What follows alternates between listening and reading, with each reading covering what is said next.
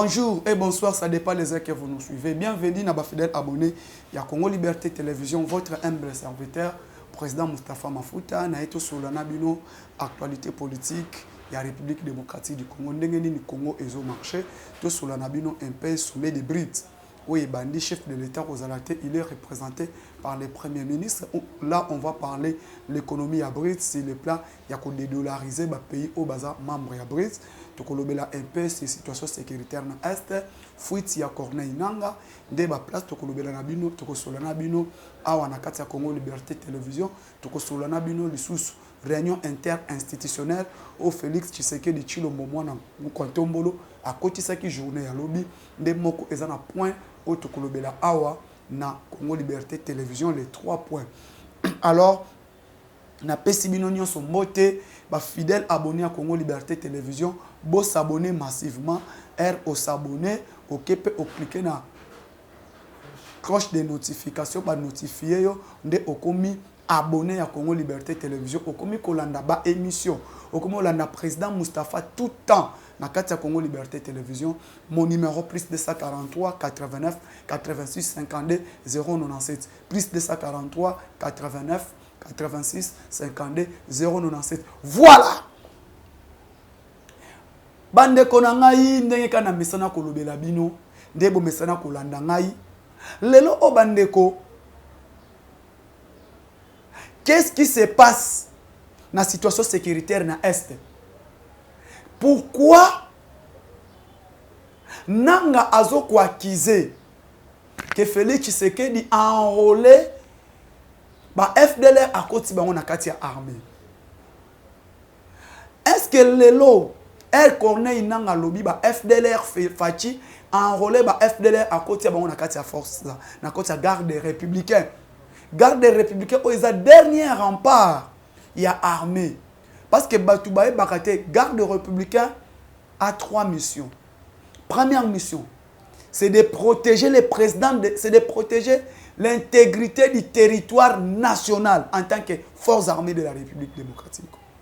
Les premières missions de la garde des républicains, c'est de protéger l'intégrité du territoire national en tant que forces armées de la République démocratique du Congo. Deuxième mission de la garde des républicains, c'est de protéger les chefs de l'État, sa famille, ses enfants, sa femme, ses biens et toutes les invités spéciaux. Il y a président de la République. Wana Eza, na deuxième mission, il y a garde des républicains. Et puis lui rendre les derniers honneurs jusqu'au sacrifice suprême. Pour protéger le président de la République, famille naye, bana naye, ba bien naye, mission à garde des républicains, pour protéger, ba inviter nion surtout des marques, il y a président de la République. Troisième mission, pour rendre ba hommage jusqu'au dernier sacrifice suprême. Des missions, il y a garde des républicains. Ce que tant ou Corneille Nangazo Loba, Félix Tshisekedi azui ba FDLR à côté si bango na katia garde des républicains en tant que Congolais. Tozo komi tuna FDLR lelo bazana âge nini tangu nanga lobi Félix Tshisekedi azui ba FDLR à côté si bango na katia garde des républicains biso pe to mituni mutuna Corneille Nanga lelo FDLR bazana âge nini. Pour le lot FDLR, on va béni FDLR, âge naïe, bêta, de 94 à 2023, de 93 à 2023, FDLR a 30 ans. Donc, bah, FDLR, on va kotaka Congo, oh yazo lobela. Baza âge moko, na Paul Kagame. Est-ce que bah, koki ko recruter soldat ya âge à Paul Kagame? Parce qu'aujourd'hui, nous sommes en train de mener les réformes au sein de notre armée. Félix Tshisekedi a mené des réformes dans l'armée Nabiso. Armée Nabiso o babomakala. Armée Nabiso o yekufa. Mais le lot biso Fachi a un pouvoir à mener des réformes au sein des forces armées de la République démocratique du Congo. Tant que yazolo ba ke lelo tozo ko recruter ba FDLR. To tia bango na kati ya garde des républicains. To tuni Corneille Nanga. FDLR lelo azana âge nini. FDLR lelo baza âge moko na Kagame. Lelo biso mboka na biso tozo nyokwama. Mboka na biso tozo na problème ya insécurité. Oye côté la biso. Poto yambaka ba o tusinga ki to yambate. Tondima ki to collaborer na ba o to ka ko collaborer na bango te. To yambaka ba Rwandais na place to pesa bango na to yambaki bango na place to pesa bango formal to pesa ki bango mai. Et aujourd'hui Nanga azo tweeté que le président de la République recrute les FDLR au sein de la garde des républicains. Quelle trahison! Tozo luka to kabwana na bango. Tozo luka biso lelo tozo ngisa ba Rwandais tout pas na bango. Mais yo ok quoi affirmer Tshisekedi a recruté ba FDLR. Pourquoi? Parce que Maman Samba Botolio bakare minier. Pourquoi? Parce que le gouverneur militaire ya Ituri a Botoli bino nyonso bakare minier. Bakare minier oyo. Ba pesa bino cadeau, o bozwa cadeau. Mais lelo Tshisekedi aye kocha discipline na kati ya domaine ya mine. Ache ordre na kati ya secteur ya mine. Lelo bande konangai nanga zana bakare minier o azwa illégalement asombate parce que mututu lelo akozala na carré minier soki o respecter ba norme na cadastre minier. Mais Nanga n'a jamais jeté les carrés miniers. Il ne loue pas les carrés miniers, mais Azwango illégalement. Plus de 35 carrés miniers. Au Corneille Nanga Azalaki Nango en tant qu'individu. Mais tant que Félix Tshisekedi aye, na Maman Samba Kalambai Antoinette, les jokers du gouvernement dans le secteur à mine. Alors, il n'était pas question d'exploitation illégalement à mine dans la République démocratique du Congo. Na kati ya province ya Ituri, na kati ya province ya Nord Kivu, Maman Samba lobi boy, ba o ba exploitaka minerai illégalement, ba chinois, ba indien, ba libanais, ba pakistanais, bino nyonso tout pas question jusqu'à nouvel ordre. Ba botoli bango nyonso ba carré minier parce que na Kalev Moutom, azana ba carré minier Maman Samba botoli, alobi l'État congolais, l'or et l'argent appartient à l'État. Sol et sous-sol appartient à l'État. A botoli nyon surtout ne place ba problème au moneli que Nanga alobake président Félix azoko recruter ba banani ba FDLR et Nanga lobi clair batindi ye donc maloba on Nanga lobi elingi loba ete yete mutu lobi yango batindi Nanga et lelo oyo tous les médias rwandais bafandeli kaka dossier wana Tshisekedi azoko sala nini azui ba FDLR achena kati ya garde des républicains. Or c'est faux et archi faux o ezalate. Ezalate. Bisonyo sotolandi, c'est faux. Il y a aucun FDLR au sein de la garde des républicains. Félix Tshisekedi tozo mené ba réforme o ezalaki te. Armée na biso o ezalaki ya kokufa. Notre armée sur le plan international et sur le plan na kati Afrique. FARDC et FARDC est outil na position il y a 32e. Aujourd'hui, FARDC est parmi les 8 meilleures armées en Afrique. 8 meilleures armées en Afrique. Bah FDLR au Corneille Nanga Lobeli. Les FDLR ils n'ont jamais créé les problèmes au sein du Rwanda. Bah tika comme ça là jamais. Qu'on crée problème na Rwandais. Ba FDLR au Kagame na Kabila ba signé qui accord en 2009. Ils ont conclu un accord entre Joseph Kabila et Paul Kagame. Kozwa armée rwandais ba côté na kati ya sol la RDC. Ba simé sécurité na kati ya renseignement pour ba traquer ba FDLR. Na 2009 jusqu'en 2013. Aucun FDLR va trouver au Rwanda a trouvé à Kanga. Rwanda tikala comme on a FDLR mon côté. Ba conclure deuxième accord en 2013 à 2015. Toujours Kagame, na Joseph Kabila. Mon père à moi, mon papa, Professeur Kalele est témoin. Ba signé ba accord. Ba Rwandais ba koti susu. Na bit quoi ko luka ba FDLR. Joseph Kabila na Kagame. La République démocratique du Congo est celle qui est représentée par le ministre de l'Intérieur de l'époque.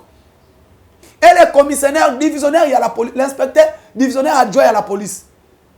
Qu'on appelle Charles Bisengimana. Il est allé signer l'accord à la place du ministre de la Défense, à la place du chef d'état-major général. Pour armer Rwandais et contre Koluka FDLR. Batikala comme on a FDLR. Lelo au Corneille Nanga. A Bossani que à l'époque là, il y a Azalaki. Lokola Azar Rwandais. Ba intérêt na bango bazalaki na ngona Kabila. Il y a qu'à exploiter illégalement minerai à RDC. Il y a qu'à piller minerai na biso parce que problème toza na ngo biso Congo. Na ba pays frontalier, ba pays voisin, c'est non propre minerai. Donc minerai à République démocratique du Congo, toza base ya problème na biso.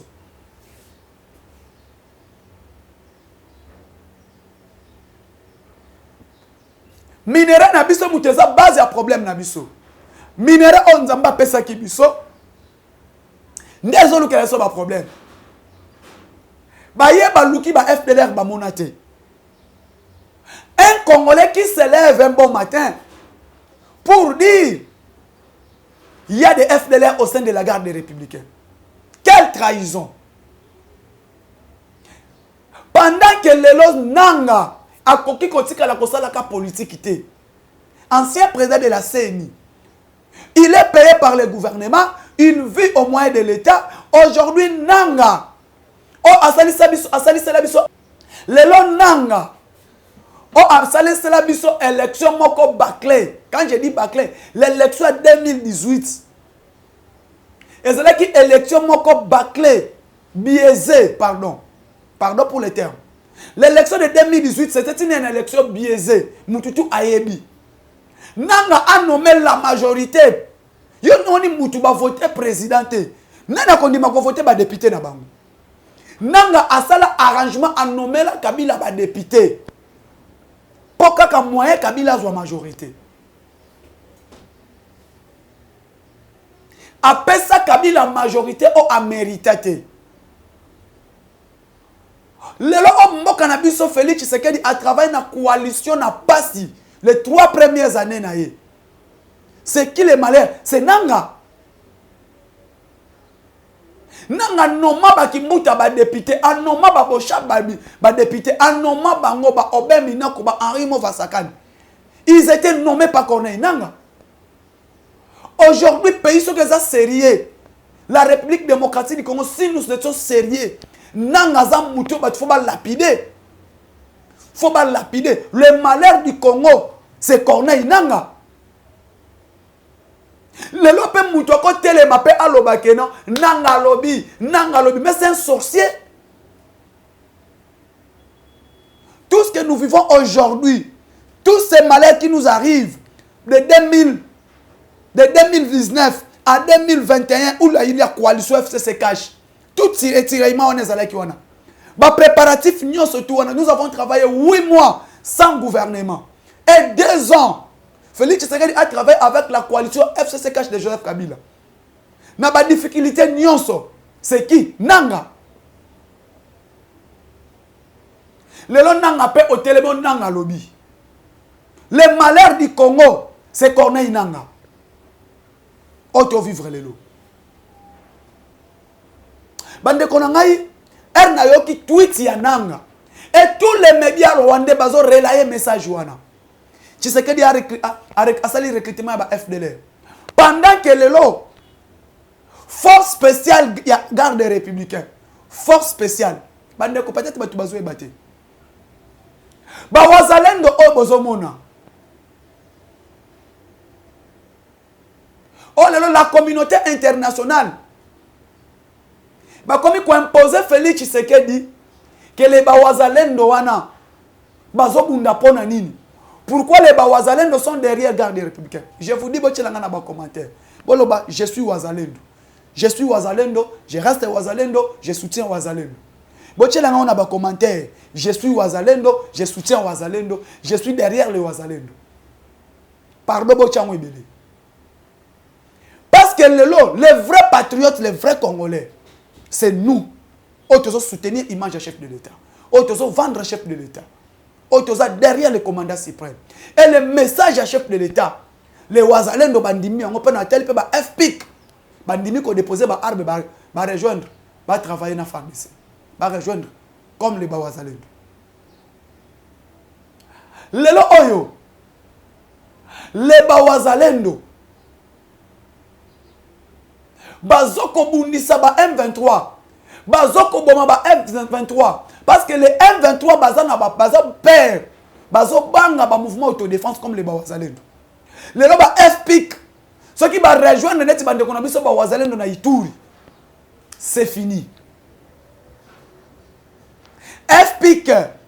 O bandimi ko déposer ba arme na l'Ituri. Ceux qui bandimi ba dénoncer aux les kanenge ba ndenge ba des bandes qu'on a biso ba Wazalendo bazo sala na Nord Kivu. Guerre na Est Sili. Les ba Wazalendo bazo bloqué ba M23, bazo boma ba M23. Au monde était les Américains, l'Union européenne. Bazo senga ba sanctionner ba Wazalendo.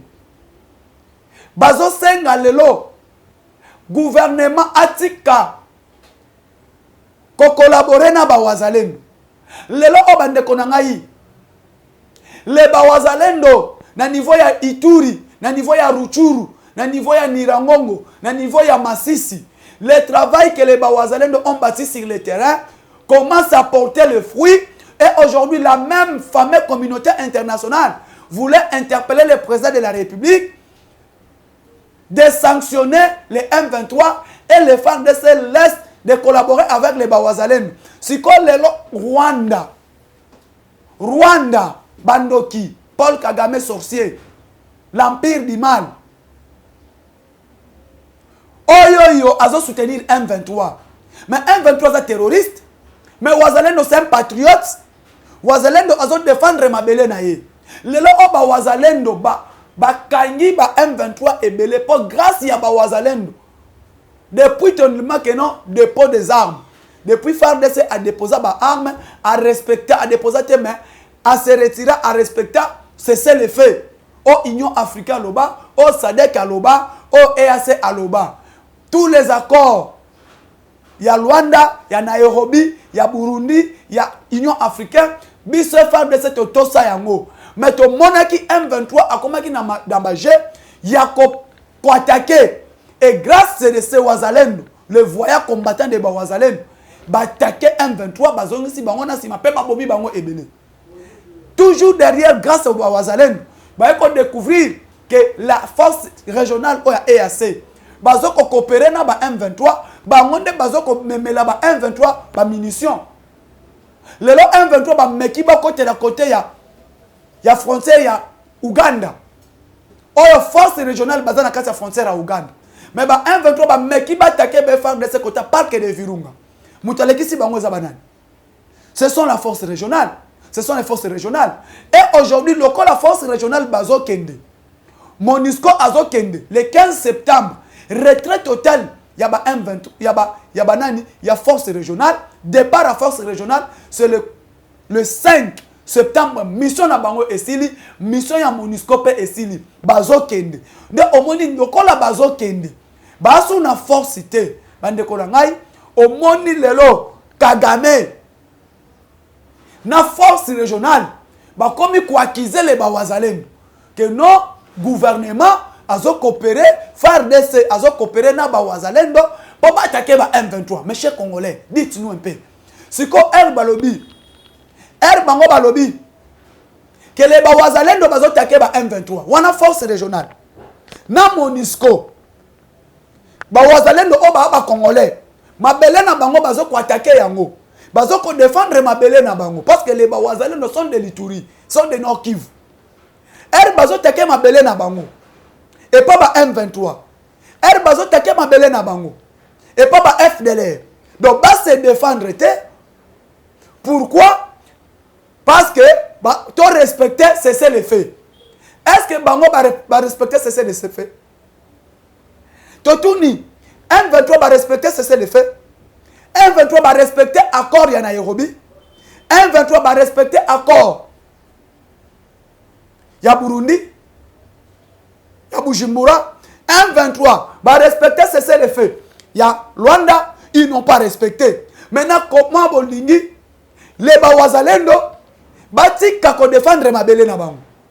Comment Bolingi, Bozoluka, les Bawazalendo, va se retirer. Pourquoi? Dès que les Bawazalendo va se retirer, M23 va profiter. Aujourd'hui, la fameuse communauté internationale, incapable de sanctionner Paul Kagame, la fameuse communauté internationale, la fameuse Conseil de sécurité des Nations Unies, Bayami Biso, Mindou Kiezana ba M23. M23 sont plus forts que la MONUSCO. Le secrétaire général de l'ONU, septembre l'année passée, Antonio Guterres a dit Biso, les M23 sont plus forts que la MONUSCO. Les M23 sont plus forts que les forces armées de la République démocratique du Congo. Donc, dans quelques semaines, les M23 vont récupérer la ville de Goma. Ils vont récupérer la ville de Goma, même si Kisangani, secrétaire général de l'ONU. Madame Macron, Brigitte Macron est en avril. Le 7 avril, si les M23 ne se retirent pas, en tant que président de l'Union européenne, tu conseilles une sanction dans l'Union européenne, tu conseilles une sanction dans l'ONU, parce que France est un membre permanent du Conseil de sécurité à l'ONU. C'est incapable. Aujourd'hui, la France, l'ONU, la MONUSCO, bazo senga, ba sanctionner FRDC, batika ba M23 ba fort ba wazalendo ba se retirer, pour batika couloir M23 leka. C'est quoi ça? La fameuse communauté internationale incapable de sanctionner Kagame. Celui qui agresse la République démocratique du Congo, c'est le Rwanda, soutenu par la communauté internationale, à travers pour créer des ordres en Afrique. C'est là, vraiment, merci beaucoup. Nous allons soutenir vraiment Nani Assimi Goïta, Ozana soutien Abisso. Le président Niger, Ozana soutien Abisso. Le président Ibrahim Traoré, félicitations. L'Afrique doit se réveiller. Parce que le Oyo, richesse il y a Europe, c'est l'Afrique.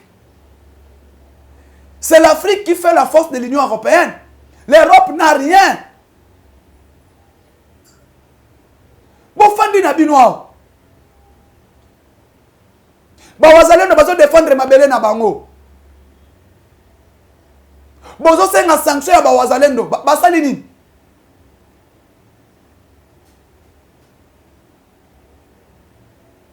Force régionale oyo bozo kende.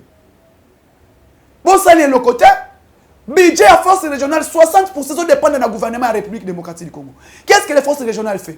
Tozo benga na bino. Et les bawazalendo tozo bozana soutien na biso, ba benga na MONUSCO na force régionale. Ba quitter sol congolaise. Ndenge ba benga ni ministre na Mali. La opération Berkam na Mali et ça le côté place au force Berkam ezali na Mali. Ne place ka ba coup de tête au Salem. Place bazo yi ba minéré, place bazo ba Congolais, ba Malien. Force Berkam na Niger. Ba benga ni bino ils ont raison. Baza na raison na bango. Tu vois si qu'au départ réunion interinstitutionnelle au président Kotisaki. Président Félix a bien ici réunion interinstitutionnelle. Premier ministre, président Sénat, premier vice-président de l'Assemblée nationale parce que moi, je suis en vacances parlementaires. Moi, je suis représenté par le premier vice-président de l'Assemblée nationale. Le président de la Cour constitutionnelle, il était dans la réunion. Il y a une décision. L'Obéli, dossier sur les élections. Le président a affirmé en haut, dans la réunion interinstitutionnelle, que l'élection est en 2023. Comment faut ça là on a décaissé mon éthique pour le processus électoral. Yami Balé communiqué ne a fait ça vis-à-vis il y a état de siège. Parce que Batu balobi misusu balobi état de siège elongwa. Ba misusu balobi état de siège etikala. Ba misusu pe balobi état de siège esali elo côté. Mais ngana yebisi ba congolais. Soki état de siège esali elo côté. Avant état de siège, tu sais qu'il y a combien de groupes armés? Après état de siège, combien de groupes armés et botami? Tommy peut sa réponse. Avant état de siège, combien de morts chaque jour? Parce que Batouba Lobby, M23 a continué à Katia Congo sous l'état de siège. Oui, sous l'état de siège. Mais dites-nous, M23 a continué sol congolaise pendant que l'armée congolaise, état-major général, il y a eu la trahison. Il y a eu la trahison au sein des forces armées de la République démocratique du Congo. Pendant l'état de siège, il y a eu combien de morts par jour, par semaine, avant l'état de siège, et il y a eu combien de morts par semaine, par jour, et pendant l'état de siège. Est-ce que l'état de siège est Botimbouma? Je me dis oui. Parce que avant l'état de siège, mais après, pendant l'état de siège, malgré que nos trois territoires, 30% à Nord Kivu, il y a Ituri, il y a Rutshuru, ils sont occupés par M23. Quel 30% il y a territoire, il y a Nirango, ils sont occupés toujours par les M23. Et trois territoires, il y a Massissi, 30%. 30% de territoire à Massissi, ils sont occupés par M23. 30% de territoire à Massissi, il y a Rutshuru, il y a Nirango. Mais pendant l'état de siège, tout le monde va avancer mingi et salemi. État de siège, ma bezali, mais bola munango eza ebele. Ba eli ya Nord Kivu na Ituri. Bango objectif na bango eza nini? Bango balingi te. État de siège pourquoi? Parce que baliaka na guerre. Baliaka pendant que copier minéré. Ce que tant au président tient état de siège. Moyen ba cop na bango ba beta ngo lisusu ezate. Donc mon bit chef de l'État après réunion conseil de sécurité, il va maintenant étudier si il y aura levé à état de siège, ceux qui va changer en forme, ceux qui a la nini, nous supportons sécurité ezalana des provinces na biso ya Ituri na Nord Kivu. À part wana. Bandeko, Martin Fayulu asengi ba fongola ba centrale électorale a déposé candidature. Ba député ne ba déposer ba candidature.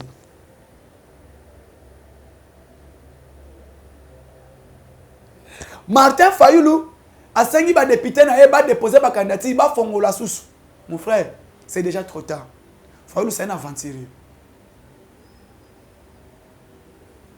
Abanaki ko rêver que l'élection au Salem. Pendant que Katumbi Batoune va déposer ma candidature, pendant que Mouzito Batoune va déposer ma candidature, il y a Abanaki qui rêvait. Il ne croyait pas à qui trop si que dialogue est quota. Or, Ndenge Félix Tshisekedi Alobaki 2023 tout ce qui est une élection. Pour photo pas chef de l'état majorité. Pour objectif na biso ezali. Photo kabwana union sacrée, union salité. Toko kabwana na ndenge nini photo kene na mapona. Et lelo sikoyo. Bato azalaki na bango ba déposer ba candidature, ba postuler, ye a réseau azoko rêver. Bien. Maponami ezali Antonio Guterres pe awa. États-Unis Antonio Guterres atindi batunaye ba ya ba solana président Félix. Donc moni le président a se déplacé na Brite, Sam Maloko le premier ministre Moutouakei pour représenter les carats de la nation. Par rapport il y a intérêt commun, il y a sommet de Brite ou ezali na kat sur le plan économique parce que aujourd'hui les Brites a comme objectif maintenant de pacifier l'économie du Congo. L'économie Afrique est à la libre. Et minerai Afrique est à la bénéficier na Congolais, il y a Africains. Et puis qu'on dédollarise Afrique. Donc moni bit ya biso ko participer na biso pe na sommet de Bridgewana et ça uniquement pour na intérêt na biso banamboka. nde au moins na bisibino to soutenir mokonza mboka to soutenir gouvernement to soutenir pe ba institution union surtout ba union surtout gratuité de l'enseignement est là soutenir aussi les jokers Antoche qui est le meneur déjà de la gratuité de l'enseignement Tony Mwaba Kazadi tu dois soutenir pe le ministre des finances Nicolas Kazadi par rapport il y a ba effort aux salles na ko maximiser ba recette ils ont mata chaque jour nous surtout na eza pona intérêt na biso ba peuple congolais peuple na intérêt ya République démocratique du Congo plus de 143 89 86 52 097 plus de 143 89 86 52 097 je dis et je vous remercie.